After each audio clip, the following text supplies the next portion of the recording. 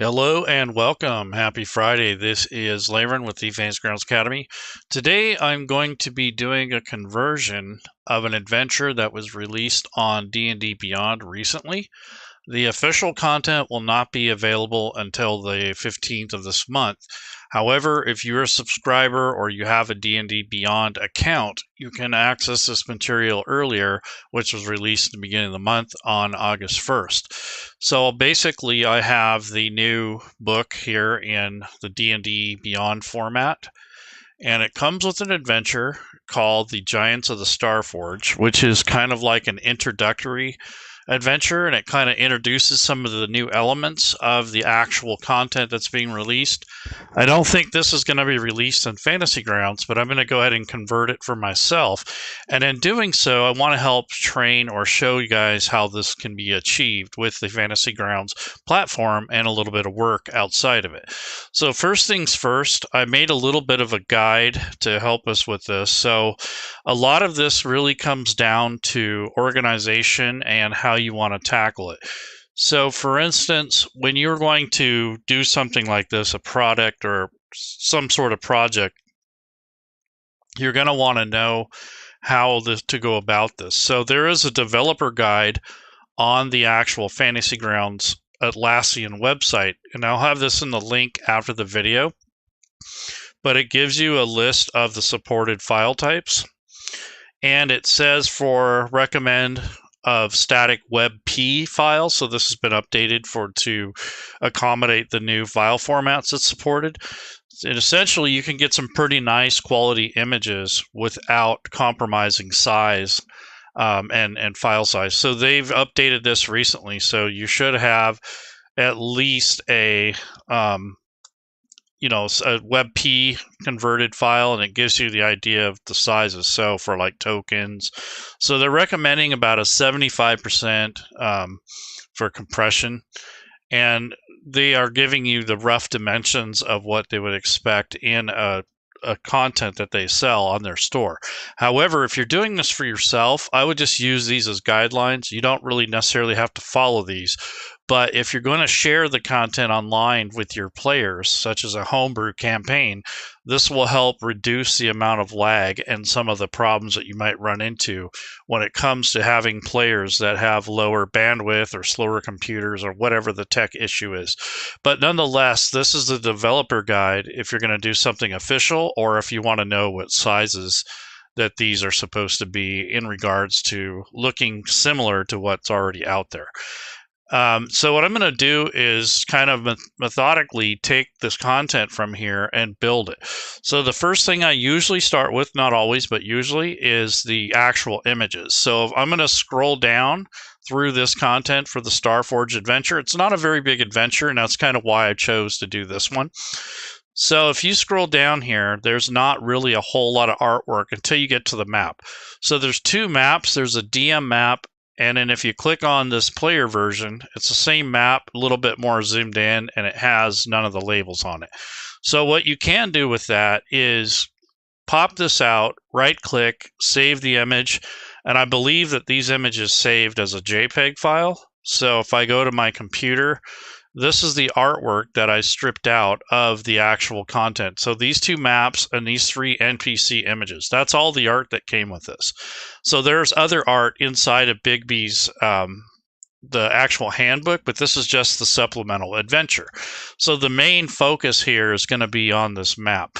So I want to convert the map to like a WebP version, and I don't want to alter the actual dimensions. Right now it's sitting at 4200 by 5700, which is pretty big in regards to Fantasy Grounds, and a lot of the content that you'll get from D&D Beyond or other sources is not really necessarily optimized for Fantasy Grounds. So what I might do with this is basically convert it into half. So instead of 4200, I might cut that down to 2100 or something like that.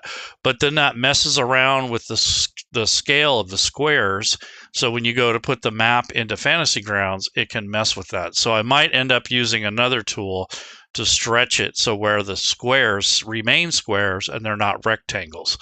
So let's take a look at this content. So I'm going to right click on it, And I'm going to use utilities. Like I have this Affinity Publisher, and then I also have GIMP. So I can use, I got Corel, I got a variety of products. So I want to first take a look at this in a photo editor, and then I want to decide how I want to convert it and to maybe change the size of it to like 50% of its value.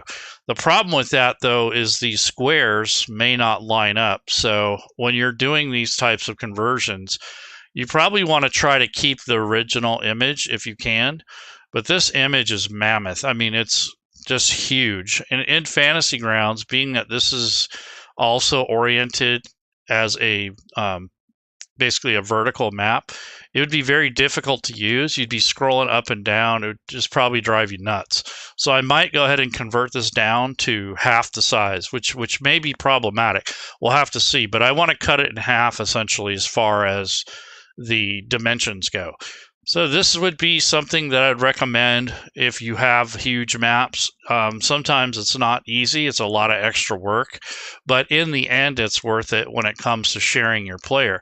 Because right now, this is only displaying at 17% of the viewable size. But if I go up to 100%, this is the actual size of the content. So it's pretty mammoth.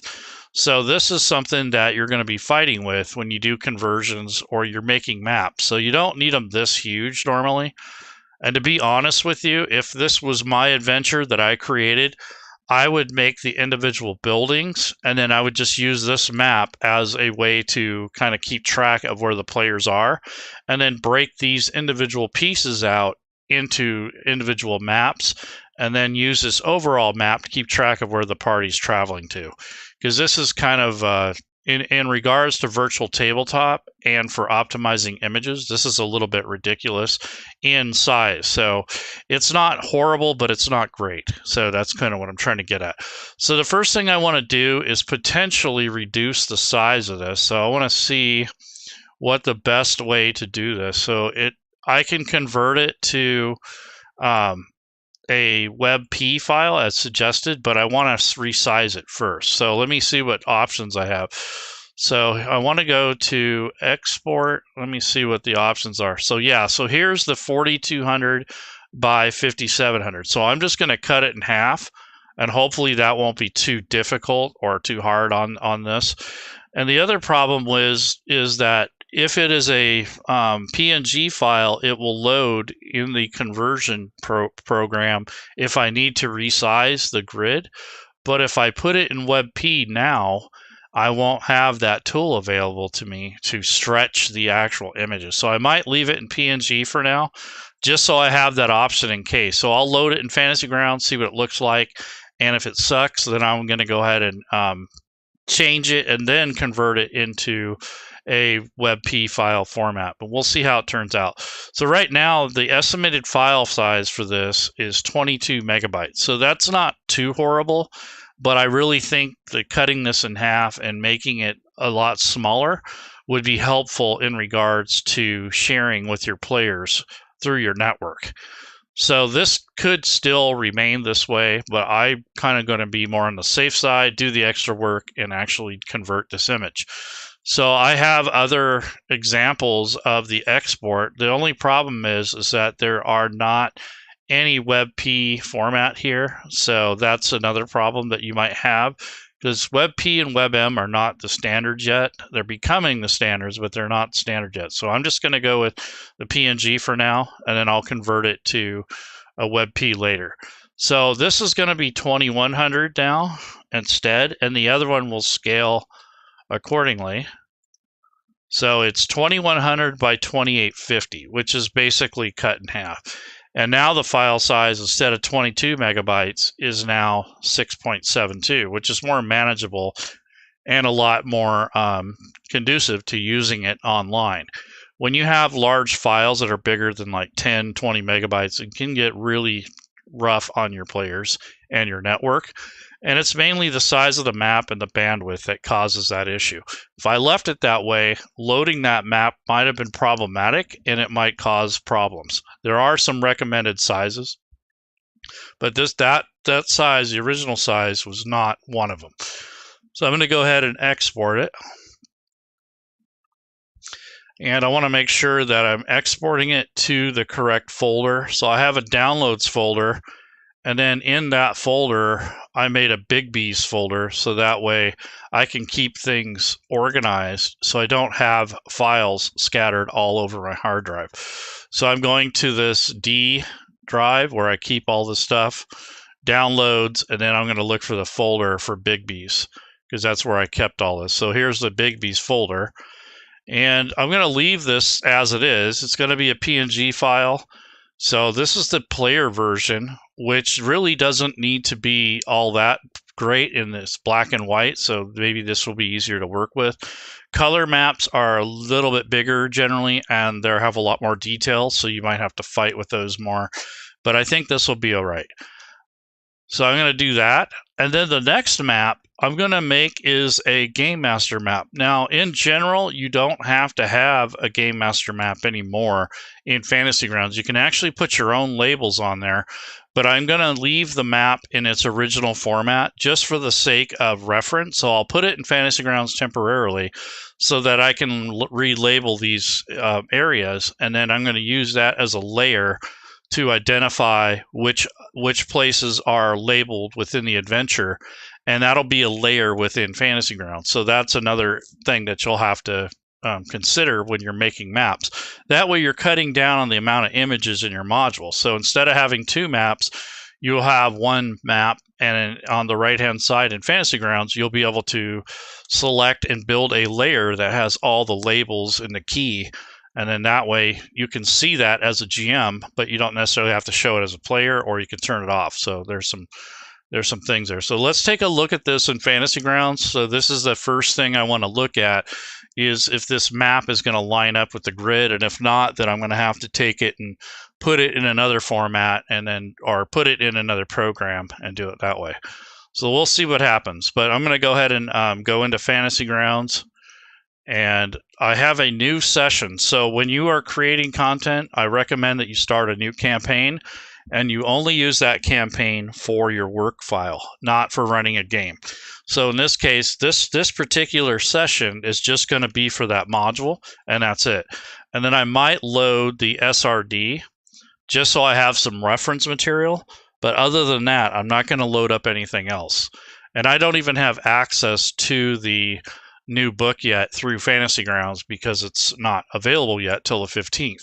But I do have reference on the actual D&D Beyond website. So I'm going to go ahead and take this and create this title. So this was the Starforge, so that's what I'm going to call this. I'll say Bigby and then underscore Starforge so I know what it is. And I do have a naming convention, so I put DnD5e and then underscore Bigby underscore star underscore forge. And then I'm just going to put it on private land so I don't have to have anyone connecting to me while I'm working on it. And then the only thing I might use for an extension when I'm making content is the font extension that will make the fonts a little bit bigger.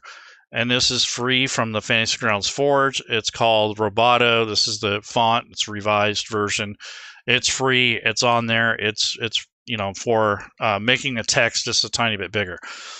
So I'm going to hit start and let that roll. See what happens there. And we'll get into the conversion. But the first thing is dealing with all the artwork. So that's what I'm doing right now. So the artwork is probably the most work, or one of the steps that's the most work. So I'm going to actually take this information here, this is the converted file, which is smaller than the original. So this one was 6.7 megabytes, and it's only 21 by 2850. And then these are NPC images that I'm going to put in Fantasy Grounds right now. What's this nerd stuff? Oh yeah, this is definitely nerd stuff.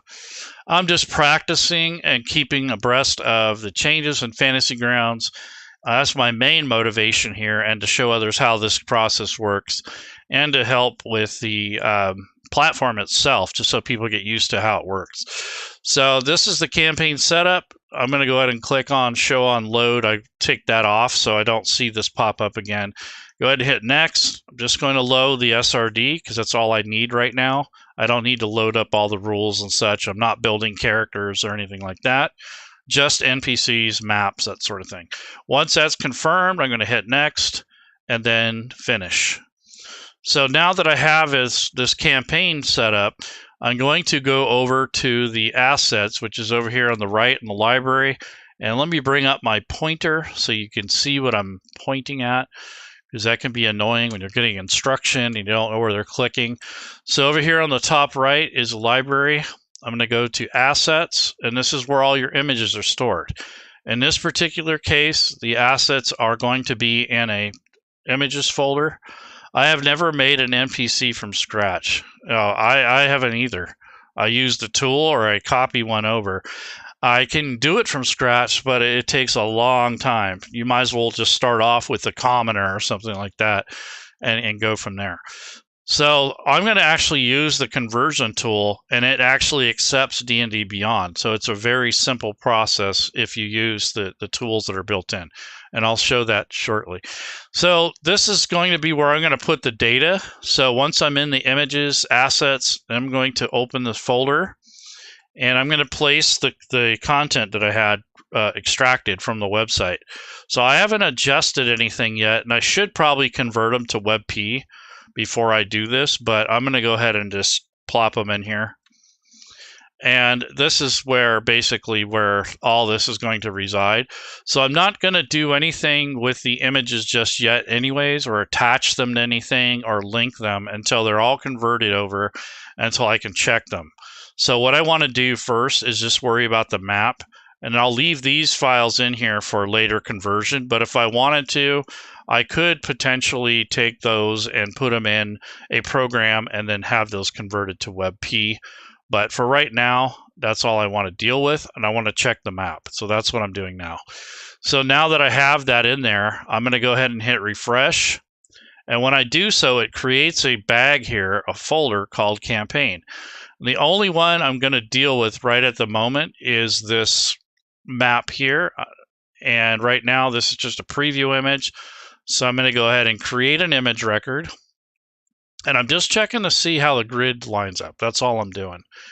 Yeah, I don't own D&D Beyond, so sucks. LOL, I have Fantasy Grounds. Why do I need? Yeah, it is true.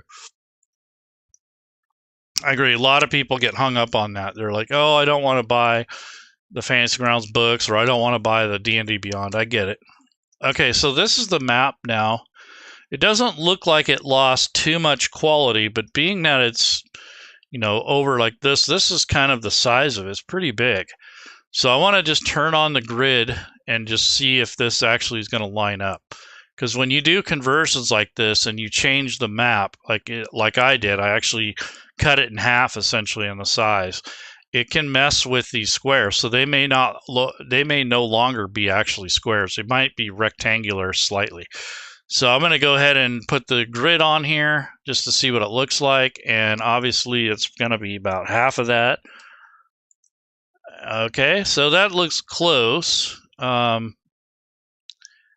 it looks like they're off. So this is the type of thing you'll see when you have a map and then you try to change the dimensions of it, and it's not done exactly mathematical. So the further you get away from the original, the worse this is going to be. So this is lining up, but it's not actually lined up perfectly.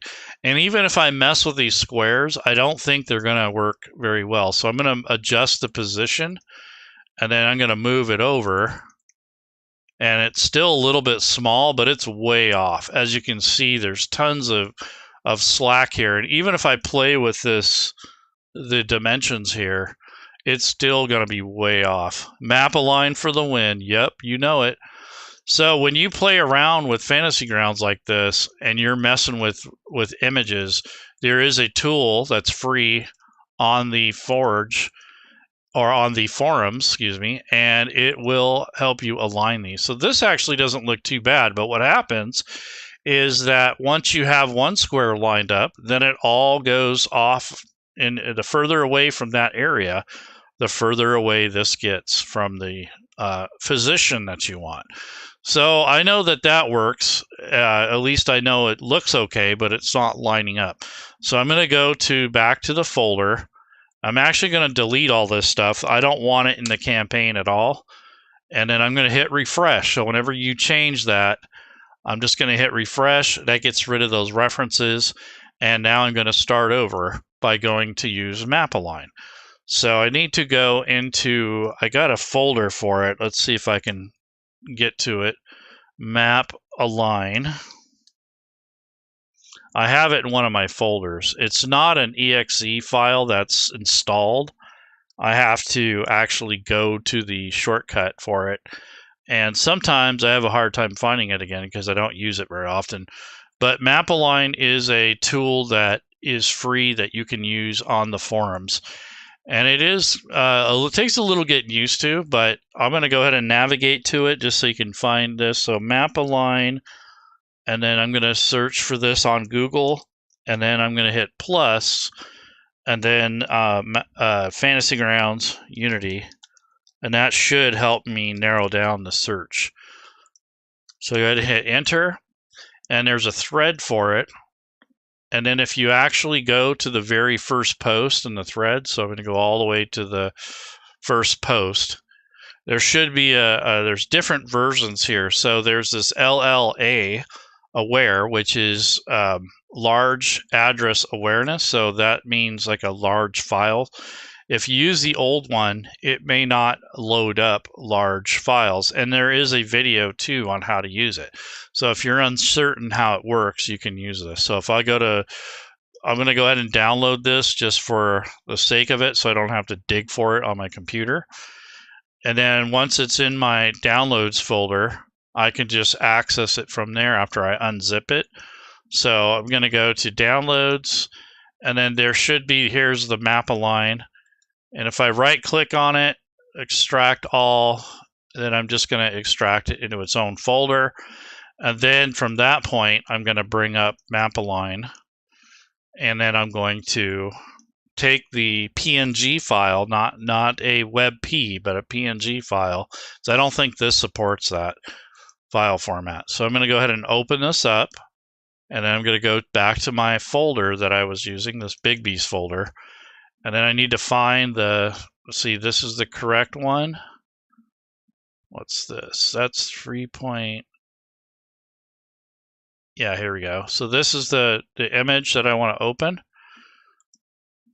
And this is what you'll get. You'll get this big Herkin map. So the main thing here is to set the grid first, or the tile size. So what we're going to do is we're going to define what the tile size is. So I'm going to go ahead and left click and drag until you get a close, just something like this. You kind of get an idea of where this should go. So it's already starting to kind of line up. It doesn't look too bad, actually. Usually it's a lot more jacked up than this. So I must have actually left click and drag and made that work out really nicely because it's barely off. So what you do now is you check these going from left to right and then top to bottom, or bottom to top. So what I'm going to do is take these squares and worry about this, the luck of the Irish. Yeah, I got lucky there for sure. Luck of the Irish. Yeah, there's some that are off down here, but it's not bad. It's going to be a very easy adjustment, which is nice. So what this does is it actually stretches the image to the grid. You're not stretching the grid to the image. So just kind of keep that in mind when you're using this. It can get a little confusing. But what you do is you start in the top left corner and you work over to the right, and you get all these things a little bit closer and use these arrows. So usually I use this 1/8 plus or minus and this 1/6 plus or minus. So I'm only going to be working with the width right now. And I have to say that I'm pretty happy with the width. It looks damn close. I mean, there's not much that I need to do here in this width. And what you do is you scroll over to the right, and as you do so, you check to make sure it stays aligned from left to right all the way across. So it looks like it's pretty good. I don't see a whole lot of adjustments that need to be made. It's right pretty much dead nuts. So now what I want to do is go down to the bottom right corner and see if it's still true from left to right. So if I come down here, it's really close. I mean, it's almost not worth adjusting it, because when you look at this really closely, from left to right, it's not bad. It's just only off just a tiny bit. So I might make that adjustment just a little bit. So what I'm going to do is hit this, let's see, is it a little big or a little small? I don't know. So I just hit the plus button. That doesn't look right. So I'm going to go ahead and hit minus again. So I'm going to hit plus again and then move the grid a little bit. And that looks really close. I mean, it's almost dead nuts. So that's the only adjustment I made, just that little tiny movement. Some maps are worse than others when it comes to how they've been stretched. And see, now that I've moved that bottom one, it screwed up all these. So that wasn't even worth it. Let me go back. And then I also change the location of the grid. So that's what threw this off. So now it's really off. So that's the thing that you have to worry about, is working from left to right and then top to bottom. So I'm going to go ahead and adjust. So first of all, I want to move the back. I want to move this back to where it was, because that was a lot closer. And now what I'm going to do is just kind of focus on this top right corner more than anything else. So I think I'm going to hit this plus button a little and see what we get. So that kind of stretched pretty nicely. Okay, so that's a little bit much. So now that you look at this, it gets a little closer, and then over here it looks good, but then over here it's not. So that's what I'm saying. You have to play around with this to kind of get it right. And you got to do it in sections. Like, you can't do the whole map at once. You really have to do it in pieces. So now that I have this done, now I'm going to work over here. So I want to take a look at this. So once the grid is set, though, you don't want to move it. That's a big mistake that I made. So then your output file size is 70 in this case, which is reasonable for this size of a map. But if you're going to go any more than that, like 100, it's going to make this file size a hell of a lot bigger. So you got to keep that in mind. So I might stick with 50, because this map isn't colorful, and I don't necessarily want the file size to get bigger, because that defeats the whole idea of doing this. So I'm trying to make the file size a little bit smaller, but then also make sure that these grids are going to line up with the Fantasy Grounds grid. So right now I have this, and then I'm going to go ahead and hit this plus button a little bit. You just keep playing around with it until these lines get to where you want them to be. And that's the key here. So let's see what this looks like. I'll move this over and then move this one back. So you're going to play with it. It's going to drive you bananas, but essentially what you're doing is you're widening and you're narrowing this until you get it close. And you're actually stretching the canvas, you're not using the little red lines are just like your indicators. They're not actually, they're moving, but they're showing you how you're stretching the image, not the other way around. So you'll get it after a while. Like, you'll play with it until it drives you bananas, and then you'll reset it, and you'll just keep playing with it till you get it right. And that's really what this comes down to, is having the patience and getting to know the tool. And then this thing here, it can be very, very annoying. So you want to take your time with this. Usually what I'll do is I'll hit plus on the 1/6 and then minus on the 1/8 until I get close. And then I'll move on to the next section. So I just want to worry about the content that's in front of me, not the entire map, because you're doing it in like quadrants, not the whole map at once.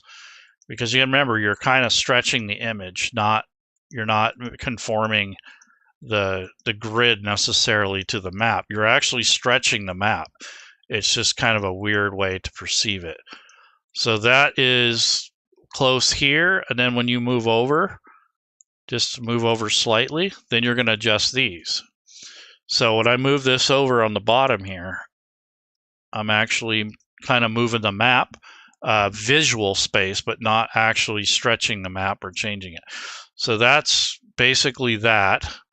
And we're getting close. So let me move that out one more, and then move this over, and move that over. Against my better judgment, I'm going to move that over and then go from there. So I actually did move the grid, which is not a good thing because it messes up everything. Okay, so that's pretty good there. So let me come over here and start stretching these over. So I just want to kind of just lightly move those over.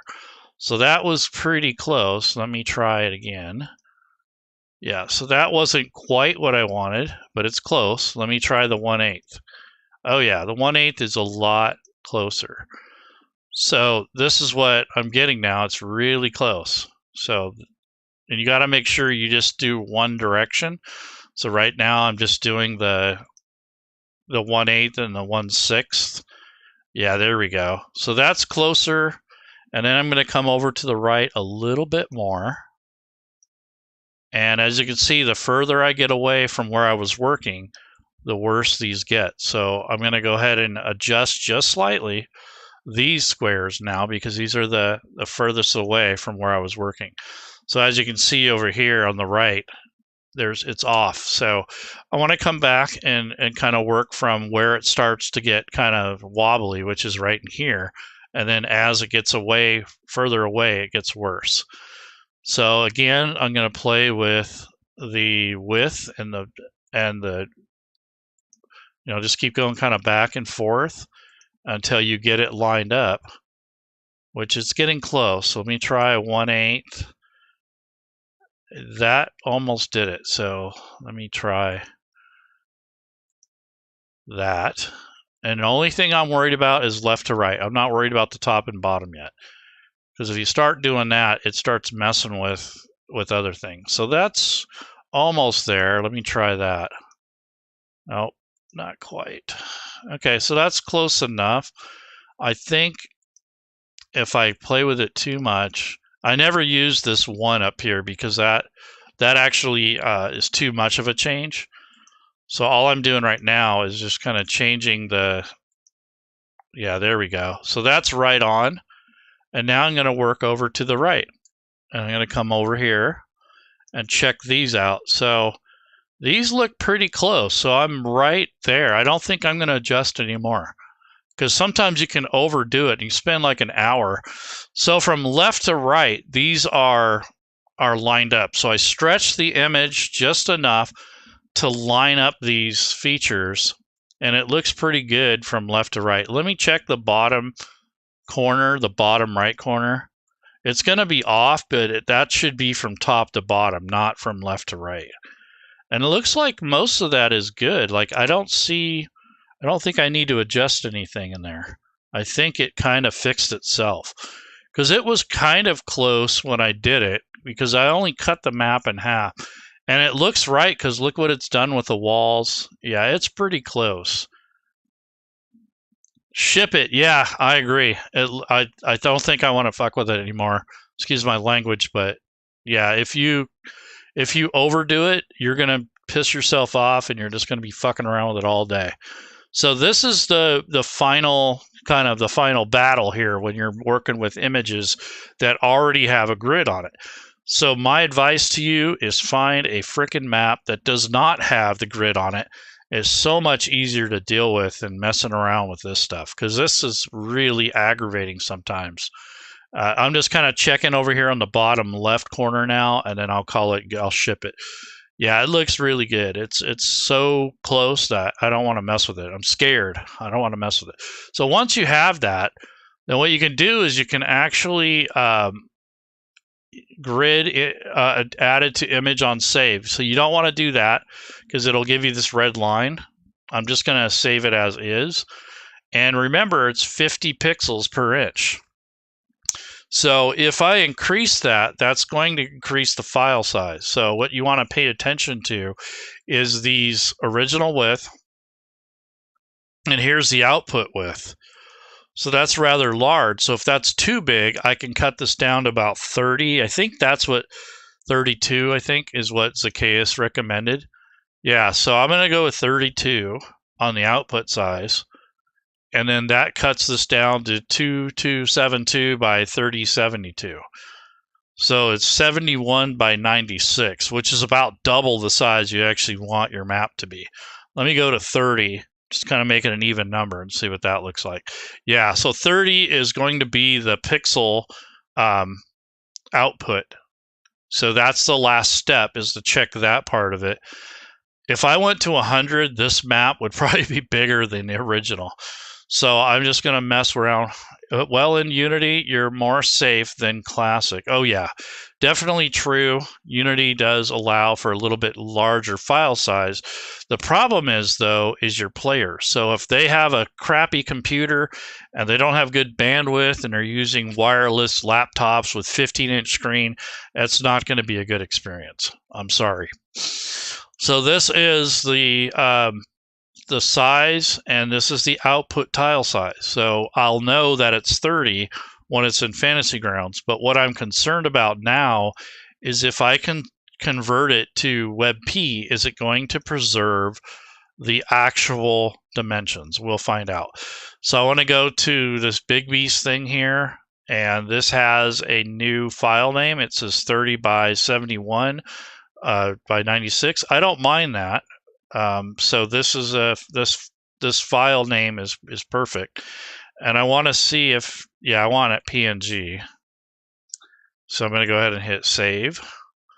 Now the trick is going to be to see if it preserves the actual dimensions and everything without distorting it when I actually convert it to a WebP file. So we'll see what happens. So now that I've used this Map-Align, which was a free app on the Fantasy Grounds forums, just look up Map-Align plus Fantasy Grounds and it'll take you to the thread, and just navigate to the beginning thread and you can download it. And the one you want is this Map-Align Large Address Aware.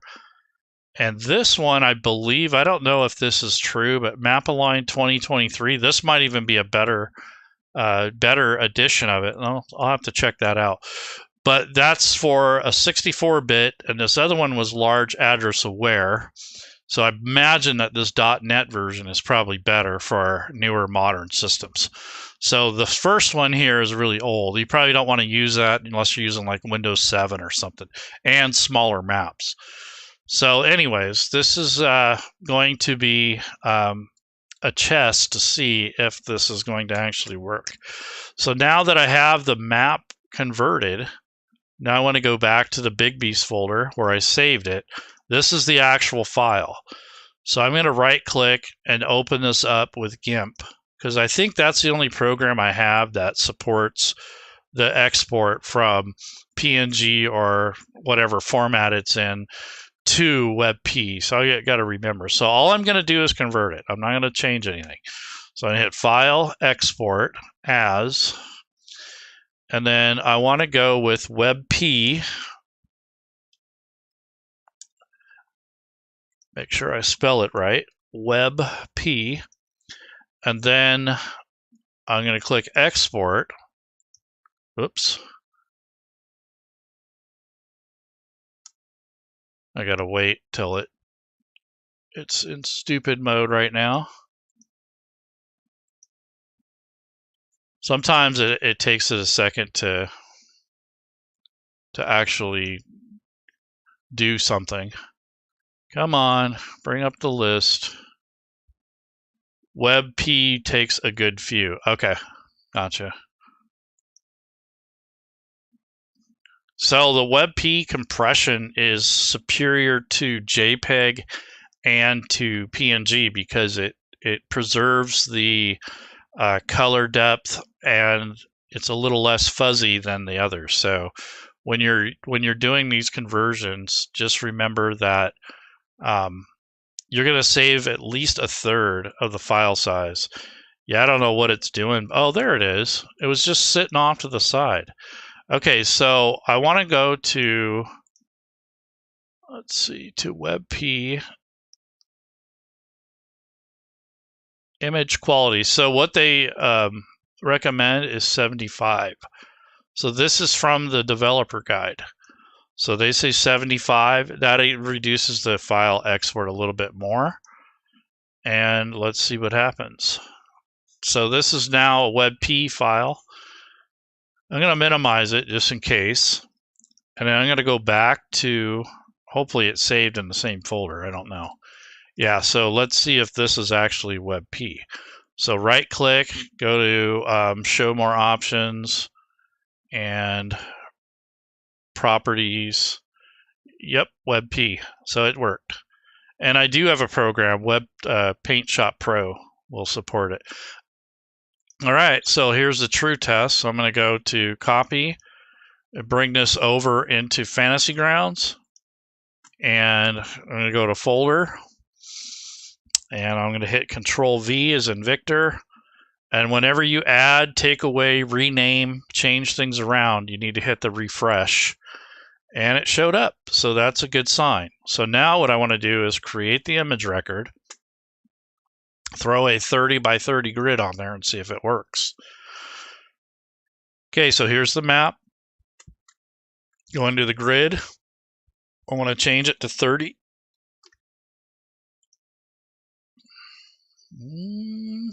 I don't know, it doesn't look good. It's not dead center either, so that could be it. So what I'm going to do there is I'm going to nudge it over. So let's see what happens. But I want to line up the actual image first. So I don't normally do this, but I'm going to go to layers and select this layer, and I'm going to try to butt it up with, there we go. So that was easier than playing around with the grid. So that's the ticket right there. So this did kind of work out. It looks pretty good.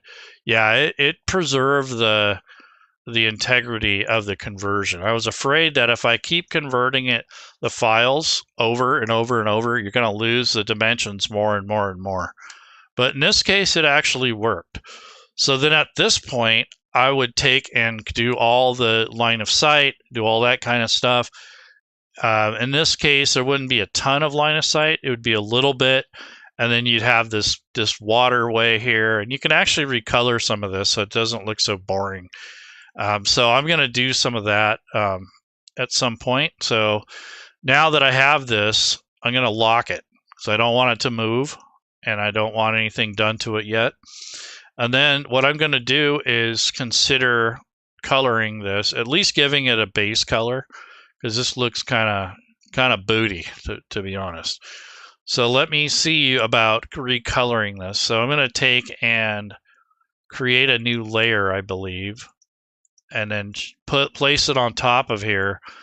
But I don't know if I want to mess with all that, because it's going to take a long time. So I might not even deal with that. But ideally, I'd want to recolor the map just to make it a little bit neater. So what I might do is like make this ground a little bit beige and then kind of fade it out so it's not, let's play around with it. We'll see what it looks like. So I'm going to add an effects layer. And right now it's just a blank effects layer.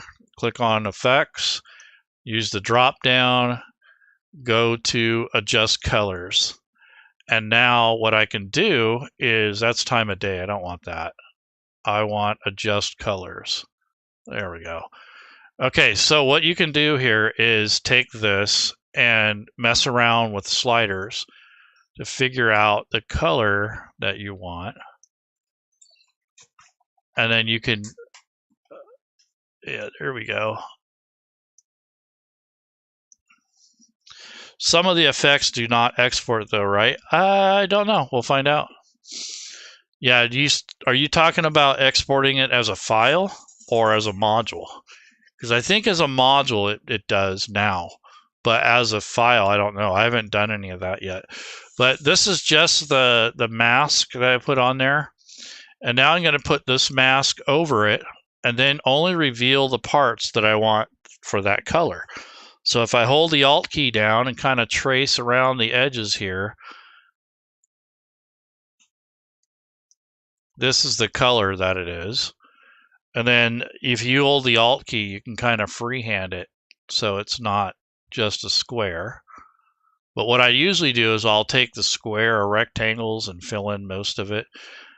Oh, I don't know about that. I have seen maps that those are on when I've downloaded other programs that people have used, and I saw it on those, so I'm not sure. And this is going to be from here to there.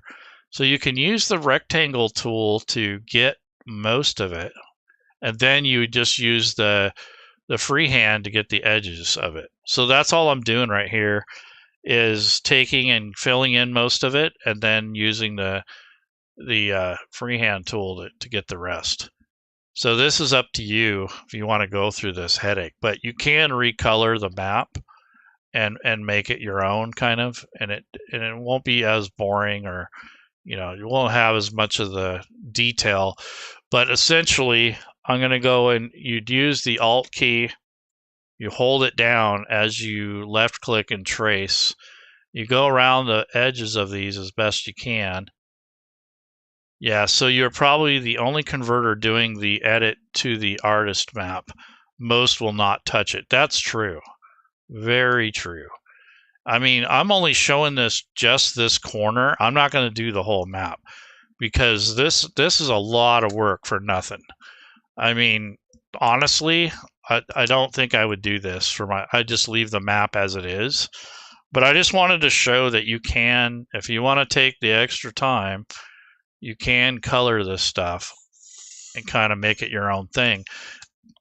And then I'll adjust the colors to where I want it to go, something like that. And then I might blur it a little so it kind of blends in. And then take the brightness down so it looks more of a brownish color, like a tan. Yeah. So that's just a kind of a way that you can make this a little bit more interesting. There you go. So you can do this like on the cliffs, and then with the water, you can fill that in with the water effects. So if I wanted to do that, I can add another effects layer and then drop this down to the water. So I think most people would want this, not always, but, and then what you could do is you put a mask on it, and then I'm going to left click and drag and just kind of loosely go around and do some of the water. And you don't want to go right up to the very edge. You just want to kind of encapsulate a majority of the water, but not every single little thing. And I'm going to do this in segments so I don't mess up, and it doesn't have to be perfect on top of that. So I'm just kind of getting the, yeah, so it's barely even visible, to be honest with you. So you can see the watermarks moving. So in this case, you'd have to do like a couple layers, maybe to show depth. So I could use the color tool and kind of come in here and make like another trough of water to make it look more like it has more depth to it. But again, this is a bunch of extra work. So if you don't want to do this, you don't have to. But you're absolutely right. Most people don't want to touch this. They're like, you know what? I just want to play. I just got like a dozen people I want to play with. We don't care if the map is perfect or artsy fartsy. We just want the damn thing to work. So yeah, so this is just a sample of some of the stuff you can do to kind of embellish the maps a little bit. Can you turn the grid down, please? Yes, I will, absolutely. I agree with you. So I'm going to take the grid right now. It's kind of annoying. And I'm actually going to change it a little bit. I'm going to go to like a light blue, and then I'll turn it down. And that should make it decent. So right about in the middle here, it looks good. and it's not as obnoxious, and it's kind of themed for the map, so it kind of gives it a little nicer.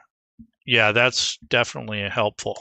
But that's a good tip. So if you have a grid on there and you think it's annoying, you can change the colors, and you can also change some of the things. So what I like is, like, you can use the color picker, and I can take the original color of the water. So if I use the eyedropper and just hover over that, that takes the actual color of the grid, and then it kind of blends in with that water. So I don't generally, the grid's still there, it's just not visible. It's kind of covered up with the water. But that looks pretty good, because now the grid mostly exists on the land and the buildings and not all over the water too. So that's pretty neat. So I got the water thing going on here, and all I'm doing is taking and going over the map with the layer tool, and this is the water, and then you can go in and affect that in the effects area. So if I come in here and go to water, here's the blur tool, which I'll turn that down. And like I said, this will bring the color back. So I want to reveal the area because that'll cover it. And what you do is you grab these big chunks so you don't have to do the whole map by hand. And then you can come in and get to the finer details later. So this is helpful if you're in a hurry and you want to try to speed this process up a little bit. But essentially, that was a good idea to change the grid, and then I also blended it in with the water. So I think it looks a lot better like that. And you still have the grid where it's necessary, but generally, unless you're on a boat or something, you don't need the water. You can add some fish. Oh yeah, you know what? That's a great idea. So he's saying to add some fish into the water. So let's see what we got here. So first of all, I need to go to Assets, and I'm in the Images folder. In Fantasy Grounds, search here requires that you have at least 3 letters. So I'm going to put animated fish. Maybe that will, I don't know what yeah, here's the fish right here. So this is a brush, essentially. So what I can do is go over here in the Fantasy Grounds. I'm going to click on away from the layers, and then I'm going to go to the brush tool. Take this and drag it on there, and now I can kind of brush in where I want the fish to go, but I don't want them that big. So I'm hitting Control and using the mouse wheel to sort of, and then I'm just going to put them in little shoals here. You don't want them all over the map, so probably like in little areas where fish would actually kind of hang out. So I might do something like this, but I want to make it a little smaller.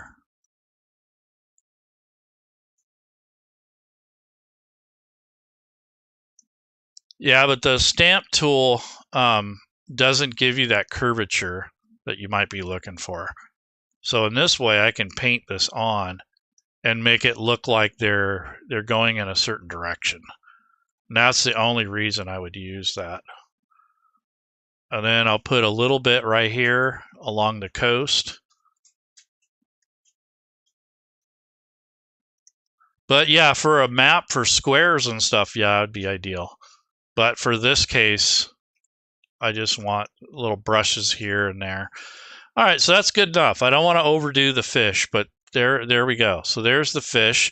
And then if you're concerned that it just takes way too much space or something, or you don't like the way it looks, you can always come to the paint tool, and then you can turn the opacity down. So I'm going to turn that down so that it's not too bright. I don't know if I can recolor those. Yeah, I think I'd have to select the brush stroke and then recolor, but you can change the opacity of this layer.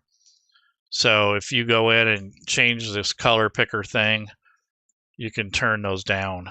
But I didn't do that to begin with, so I'd have to go and individually go through each brush stroke and change that. So that's good enough, though. I mean, it looks pretty neat. I don't have to worry about it. And now I know where to go fishing. So so let's see what we got here. So I want to put a little bit over here by the docks.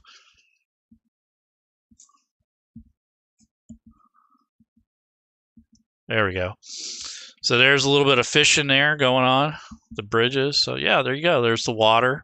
That's a good point. And then the birds. Let's put those frickin' birds in there. Make it look like there's some birds flying through the valley. So again, I'm going to go to animated birds, and we'll see what we got here. Birds. And I'm only going to put a little bit of birds because I don't want them to be too, yeah. So here's the bird. So I'm going to drag that over to the brush tool. And then you can see the birds are a little bit bigger. And that's fine because you got altitude there. So I actually might go just a tiny bit bigger on the bird. So hitting control. What am I doing wrong here? You know what? This looks pretty good. Let me close that. So maybe I will put those guys like down in here. So they're dive bombing the fish to eat. So this would be the time to color them. So if you wanted to, you could turn this down a little bit. The opacity, like I was saying earlier, you can recolor them if you want. I just wanted to turn down the opacity a little bit. There we go. And now I'm going to paint, just kind of paint them in here. So they're going to be kind of flying halfway on land or over land and halfway through. So they're just kind of dive bombing this fish. So there we go. So there's that was a little much. I didn't want that to be too ridiculous. So let me just go in here. Yeah, there we go. I didn't want a ton of birds, so just a little bit. And that gives it that illusion that, you know, that you got these fish in the water and the birds are going nuts. Yeah, try the stamp for those. Yeah, that's true. I just kind of blanketed it. But what I did is I kind of swirled it a little bit so they can go in different directions. So that's pretty cool. So yeah, he said use the stamp tool, which is easier because you don't have that. You have less of a mess, in other words. Let's see. So that looks pretty good. And then if you want to, you can finish coloring in your background. And then I think I like the idea of just coloring in these edges because that was actually I think it was a good idea to do that. So in the brush tool, no, that was the effects tool. That's right. And then we had the adjust colors, and here's the mask. So we would reveal the area. So let me see if that's, yeah. So this, you could finish this if you want. So this would be like that. This would be like this. And you could come in and finish your other work if you want. But it's better if you do it all at once instead of jumping around, because that's where you get screwed up. And then you end up creating layers that you don't want and all kinds of stuff. So you got to be careful with that. So this is essentially just kind of embellishing this map, make it a little bit more colorful and interesting and not so boring. And also, I don't know why they keep doing these pencil drawings, but be nice if they'd give us full color maps again, as they keep messing with that. And once in a while they do. I guess it depends on the contract, but they screw around with that and they don't give us consistency. And then they charge you, $50 for a new book, and it's got this stuff in it. This is actually just a webzine thing.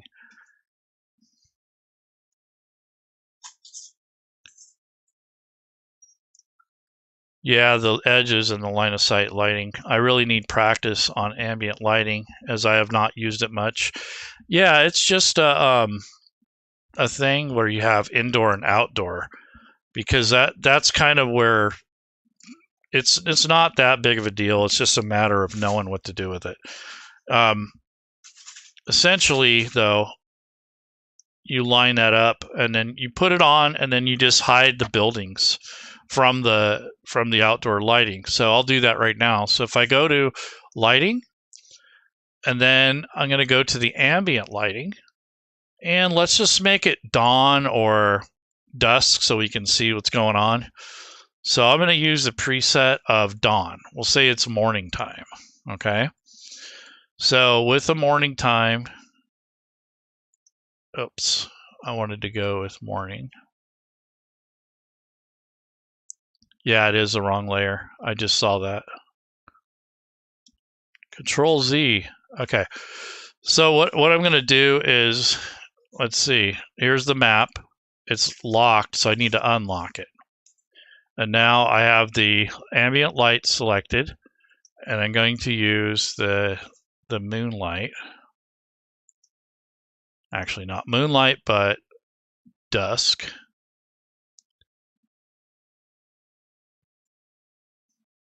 Yeah. Okay, so that's dusk, and then I have to go into this mode here and turn that on so you can see it. Okay, so now that it's on, what you would do in this case is when you're in the lighting tool itself. Okay. So ambient lighting, and now that I'm in this layer, I'm going to go ahead and click on the mask. And then what I want to do is mask off just the buildings. So I would just mask these off. And that keeps the lighting from going inside the building, because that's what generally happens. Ambient lighting, even though if you have occluders, it's still gonna shine inside the building. So you just have to systematically go through and put this shadow, and that'll keep the ambient lighting from going inside the buildings. Like this one's crumbled, I'll leave that one. But anything that has a closed structure, like this one here, I'm going to go through. So this one I have to freehand. I can't cheat and use the square, which I hate, but this is essential. Oops. That's why I hate using that tool, because what the hell? Dang it. Anyway, so there we go. So this is what you do on these guys. You have to freehand these because they're at an angle, which I hate. I really wish there was a way I could rotate it and still utilize the square part, but that's all right. No big deal. So there we go. Close enough. So you get the idea that, you know, you can come in here and draw that stuff in. And there's not too many buildings that are completely closed. See, I undid all this now because I panicked. I didn't give Fantasy Grounds enough time to update. So when you're drawing this stuff, give it a second before you panic. I hit Control Z too many times, and you end up losing a bunch of work. So that is that. And then I'll come up here and do the same thing. So I'm going to hit Alt and draw freehand.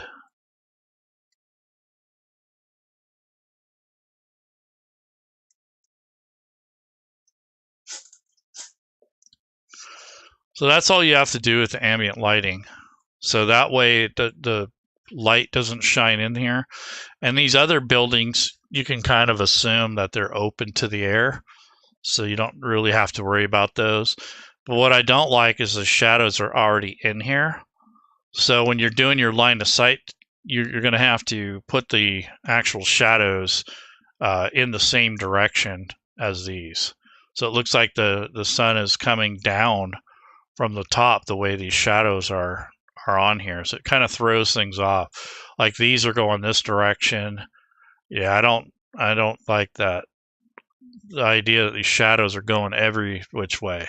And these are going this way, these are going this way. So what I'm thinking is that the glow or something from here is creating those shadows. So that shadowing is going to be messed up. Not too bad though. This map isn't as noticeable. but there are other maps where the shadows definitely make a difference. All right, so back to the fun stuff of just masking the layers and doing all that stuff where it takes forever. But essentially, maybe in the text it explains lighting too. Yeah, exactly. He's right. But I can imagine that there's the way the shadows are drawn, they're all going outward from the center.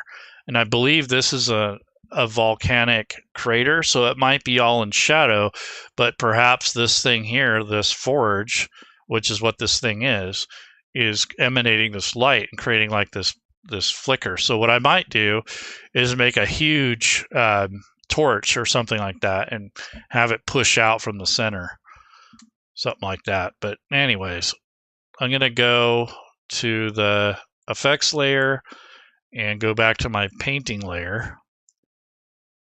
Was that painting? No, color adjuster, and just kind of play with that some more. Oops. I want to go to reveal.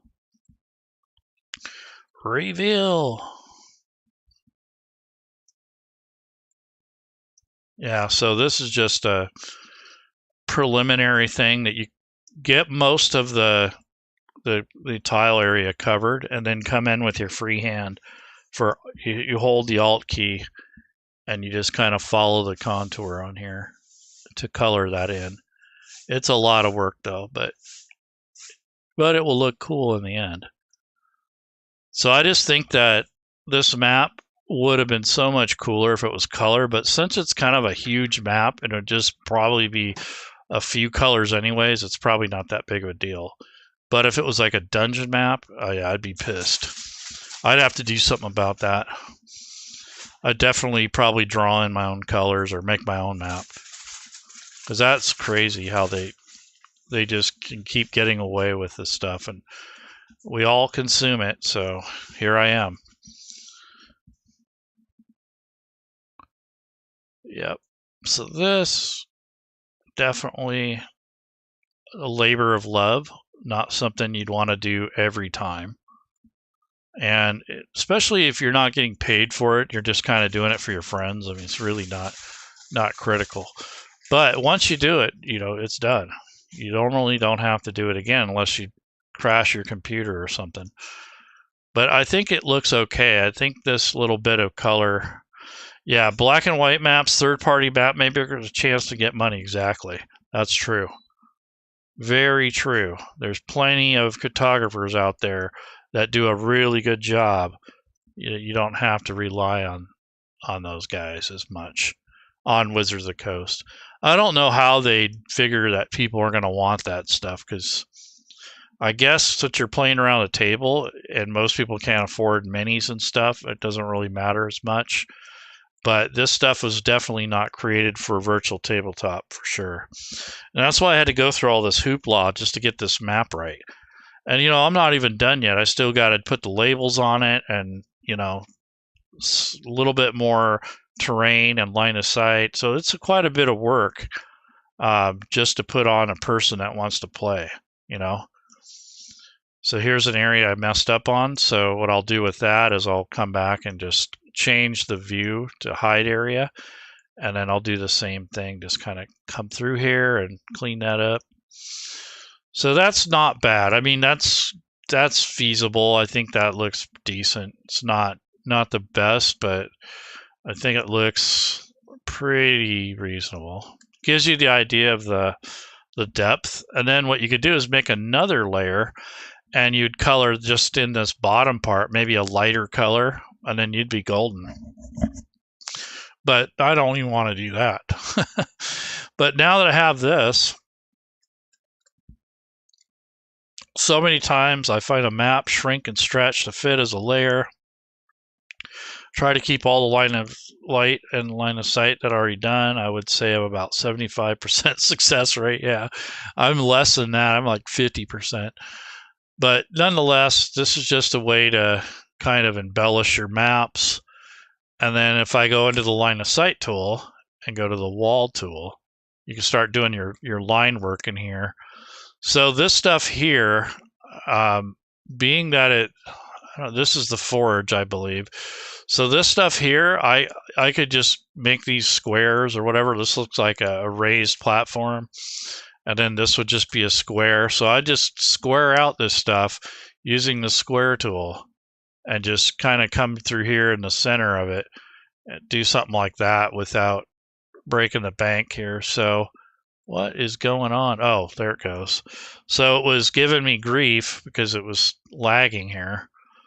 So yeah, it's not showing the line sometimes. Yeah, that's goofy.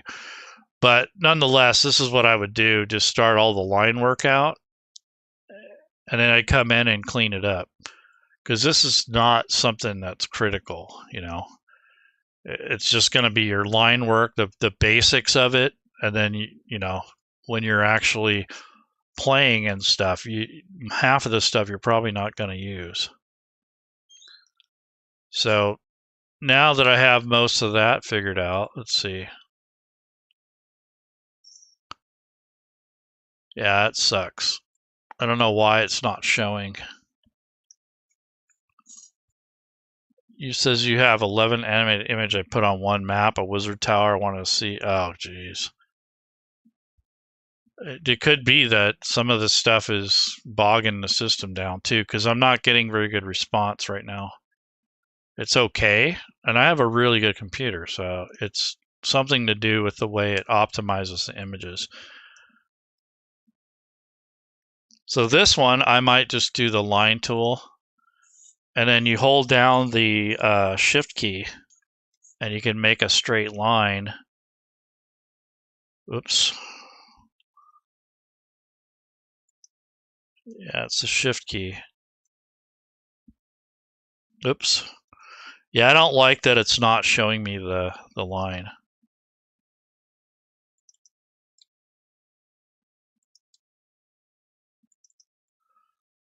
I found the ambient light is sluggish, I think. Yeah, it could be. This map is huge too, so that doesn't help. So that's kind of what you're dealing with here when you have huge maps, is you're going to run into this. I mean, unfortunately, that's just how it goes. But when it comes to stuff like this, I mean, you're just using the line tool, kind of going around this, because it's not really enclosed all the way. And like here's a partial wall, so you might just draw a line through here. Plus OBS can be a hog. Yeah, that's true. OBS sucks. Depends on what you're doing with it. But yeah, OBS is definitely a resource hog. I noticed that too. And it's you can kind of play with it to simmer it down, but honestly, it's just a pain in the butt.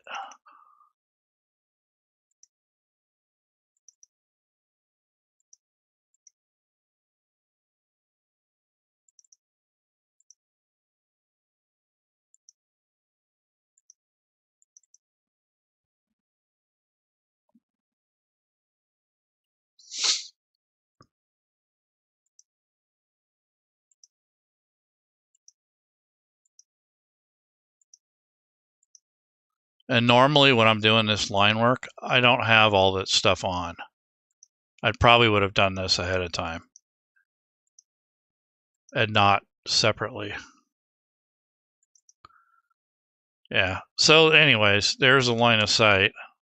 And let's go back to play mode, turn off this. I want the ambient lighting off. There we go. Yep, so that's pretty close. So then you put your doors and windows in. So it's not too bad, but it can be annoying for sure. Like here's a line. I might put this in.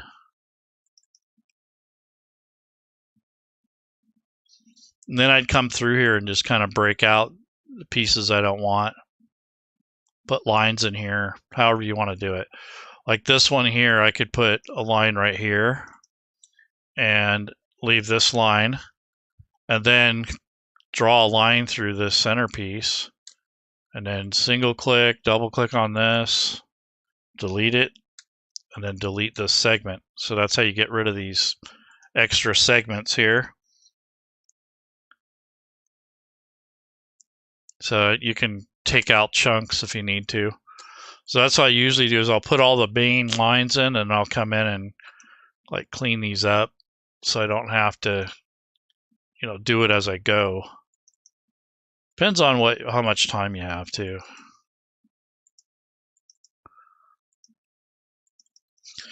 But essentially that's the type of work that you're going to be looking at when you're doing a custom map or you're doing a conversion. So this stuff here can be really annoying. It just depends on how much effort you want to put into it. Oops, I just want to single click. If you double click on a segment, it's going to delete the whole thing. You don't want that. There you go.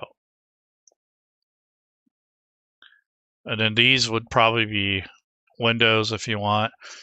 It just depends on what your needs are. But you could also come in here and kind of do something like this. And then come back.